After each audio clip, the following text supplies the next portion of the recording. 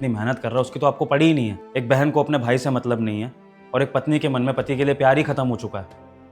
आप दोनों मुझे ऑफिस में फ़ोन करके एक दूसरे की चुगली करते हो, लेकिन आप में से कोई भी ये ज़रूरी नहीं समझता है कि मुझसे ऑफिस में फ़ोन करके ये पूछा जाए कि मैंने खाना खा लिया है कि नहीं, मेरा काम कैसा चल रहा है, मैं परेशान तो नहीं हूँ। मेरे बारे में कोई मत सोचना कि मैं किस हाल में गुजर रहा हूँ, मेरे पे कितना प्रेशर होता है।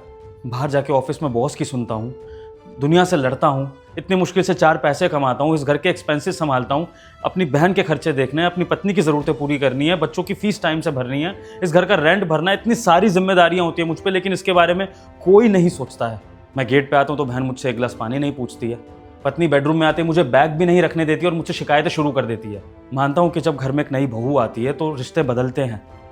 अगर एक बहन को लग रहा है कि उसके भाई का उसके लिए प्यार बदल रहा है तो उसको ये भी सोचना चाहिए कि भाई के ऊपर एक जिम्मेदारी आ गई है। और एक पत्नी अगर ये सोचती है कि भाई अपनी बहन से ही क्यों प्यार कर रहा है तो उसको ये समझना चाहिए कि उस बहन के साथ भाई ने बचपन काटा है तो वो क्यों प्यार न दिखाया उसके लिए। अरे कलेश किस घर में नहीं होते हैं। बाहर जो आप इतने सारे घर देख रहे हो ना, जो आपको देखने में बहुत अच्छे लगते होंगे, उनमें भी लड़ाई झगड़े होते होंगे, लेकिन लड़ाई झगड़ों का सॉल्यूशन भी होता है। और आप दोनों के लड़ाई झगड़े अगर इस तरह से ख़त्म नहीं हुए ना, एक दिन मैं अपने आप को ख़त्म कर लूँ, कभी वापस ना आऊँ इस घर में।